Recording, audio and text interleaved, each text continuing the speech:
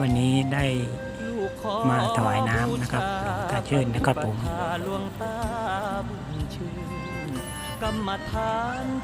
วันนี้ได้ดีใจนะครับผมได้มากราบไหว้นะครับหลวงตาชื่นนะครับผม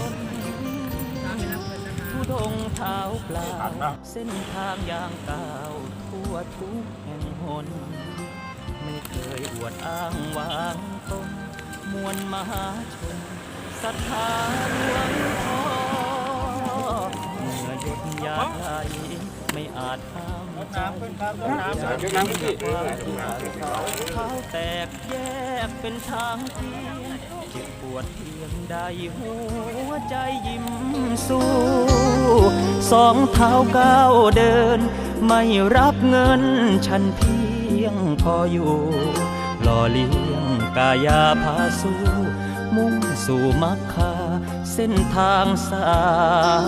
ยธรรมอุทิศกายใจมอบไว้ไม่ห่วงรูปนามนักรบแห่งกองทัพธรรมปฏิบัติตามพระศาสดา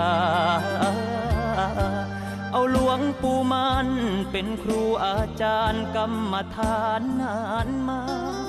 ชีวิตของพระบ้านป่าที่ได้นามว่า